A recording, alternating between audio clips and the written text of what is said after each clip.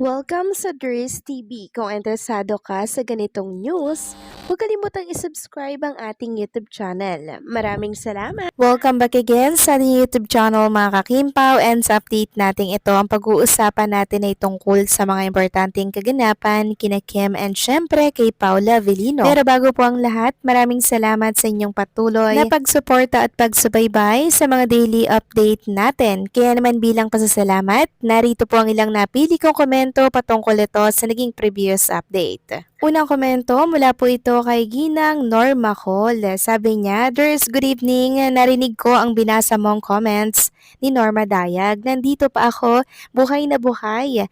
Nagko-comment naman ako pero di mo lang nabasa. Okay, Ders, nakikinig naman ako sa mga comments ng iba. Alam nyo, masaya ako dahil sa mga ayuda na narinig ko. Kasala na sana yan ang mga dasal ko para sa kanila. Maiwasan ang pakisawsaw ni Janine sa kanila ni Kim at Paolo para din kaming seniors ay mapanatag na. Kaya Ders, tulong-tulong tayong ipagdasal ang Kim Pao. Mahal natin sila, di ba? Gagawin natin araw-araw ang paghingi ng tulong sa may kapal para sa Kim Pao. Salamat Ders at solid seniors, Kim Pao forever tayo. Walang iwanan. Love you all." Nako, maraming salamat po sa komento, Ginang Norma Col, and salamat din dahil ayos na ayos lamang po kayo. Nag-aalala po kasi kami mga kakimpaw na hindi na po nababasa ang inyong komento. Ibig sabihin, meron po talagang mga nakikinig sa mga sinasabi niyo po ninyong opinion dito sa ating update. And thanks God, okay na okay lamang po kayo. Pasensya na po kayo kung di ko po nababasa ata yung inyong mga komento. And yes, tama po kayo dyan. Sana kasala na ang sunod sa mga susunod po na taon dahil ito po yung mga nakikita nating pahiwatig, 'di ba? Sa mga katrabaho po ni Chinita Princess. Kaya sana mangyari na po itong pinaka-aasam-asam natin na mangyari sa buhay ni Chinita Princess dahil alam natin na hindi na naman po pabata si Kim Chu. Talagang taon-taon nadadagdagan po yung kanyang edad. Kaya kailangan po syempre magpamilya na, 'di ba? Yung career naman andyan lang yan mga kakimpaw. Pero ang pagpapamilya, ang pag-aanak, pag nalipasan po sa edad, syempre may time na hindi na talaga po magkakaroon ng anak. Pero na-secure na naman, di umano, yung Excel ni Chinita Princess ayon yan sa vlog nitong si OJ Diaz. So kung may katotohanan yun, di may second choice pa naman siya kung sakaling hindi po siya talaga mag-asawa sa mga susunod pa na taon. So maraming salamat po sa komento, Ginang Norma Col. Tulungan lang po tayo sa pagdarasal sa poong may kapal at diringgin din po tayo niyan. Okay? Mabuhay kayo, mag-iingat, and God bless. At ang next comment naman mula po kay Ginang Annalyn Hicap. Sabi niya, "Ako Miss Ders, nagpakasal na yan sa LA. Basta yun ang kutob ko nang hindi sila umuwi. Nauna ang ASAP umuwi kaysa sila ilang araw pa sila bago umuwi. Hala, mamaya may magalit na naman dyan. Ako lang to kasi nga 24 hours mo ba namang sundan sila sa social media. Kim Pao forever."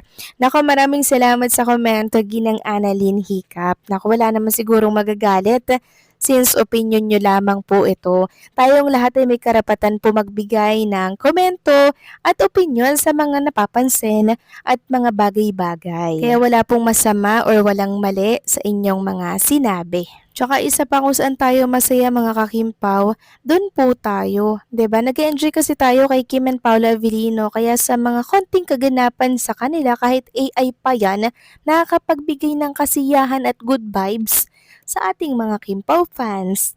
'Di ba? Kaya po binabahagi ko po sa inyo para nang sa ganun sumaya-saya naman ang puso nating sabik na sabik sa update ng Kimpaw. So maraming salamat po sa komento, Ginang Annalyn Hicap. God bless po and pabuhay kayo. So eto na nga, pag-usapan na natin mga kakimpaw ang mga topic po na nakalap natin sa araw na to ng Friday.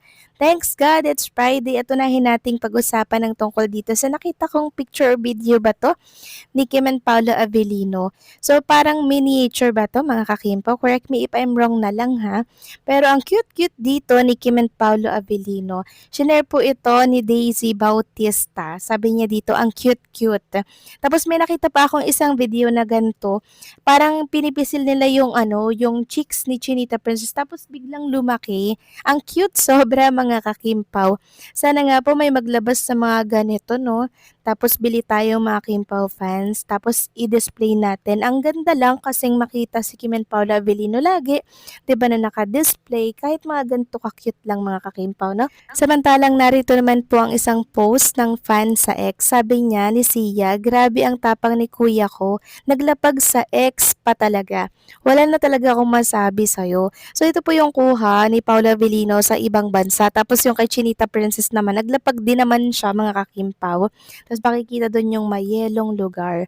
So ang tapang na talaga nilang ilapag mga kakimpaw, kung pwede lang sanang ipagsigawan, di ba? Pero syempre, privacy talaga ang iniisip ni Paulo at Chinita Princess. Kaya hindi po sila po pwedeng maglapag ura-urada dahil for sure, talagang dudumugin sila ng mga netizen, mga kakimpaw. Kaya okay na yung low-key lang yung relationship nila, low-key lang po sila mga kakimpaw. Simple, pero hindi siya secret, 'di ba? Kasi may privacy nga po si Kim and Paulo. Samantalang eto pa mga kakimpaw, nakita ko po itong post na to mula sa isang account din sa X na kung saan bantay sarado talaga ni Paula Avellino si Chinita Princess. Lagi pong nakasilip si Paulo nakatingin kay Kim Chu pag wala po ito sa tabi niya. Sabi niya dito, kung jowa mong nakamasid lang lagi, well busy kang direct ng photoshoot. So, ganyan po kasi si Paulo. Ayaw niya po na, nawawala sa paningin niya si Chinita Princess. Talagang patunay na love niya si Kim Chu. At eto naman ang pag-usapan natin tungkol sa headline natin na may nagselos po kay Chinita Princess. Yes po, totoong may nagselos sa kanya pero hindi si Paolo Avellino. Kundi, fans po ni Bella Padilla. Nagpakita daw ng selos sa block screening ni Kim Chu para po kay Angge. Sabi dito sa isang write-ups na lumabas, napataas ang kilay ng mga fans ni Bella Padilla matapos mapansing nagpa-block screening si Kim Chu para sa MMFF movie na Unmarried ni Angelica Panganiban nitong weekend. Sunod-sunod na Instagram stories ang ibinahagi ni Kim kung saan ipinakita niya ang kanyang suporta sa pelikula ni Angelica kabilang ang sweet na mensahe at pagtag sa aktres. Dahil dito, may mga tagahanga ni Bella ang nag-react at nagtakong bakit wala umanong katulad na block screening para sa pelikula nitong Reconnect. May ilang netizens ang nagpahayag ng kanilang pagkadismaya at nagsabing tila mas kailangan ng dagdag tulong ng pelikula ni Bella sa takilya. Dahil dito hindi maiwasang mabanggit ang pagkakaibigan ni Kim Angelica at Bella na matagal nang kilala bilang magkakasama at supportive sa isa't isa. Gayunpaman, may fans ding dumepensa kay Kim at iginiit na hindi dapat gawing issue ang paraan ng kanyang suporta. Ayon sa kanila, aktibo rin namang nagpo-promote si Kim ng parehong pelikula sa kanyang social media account. Sa huli, nananatiling hati ang opinyon ng netizen.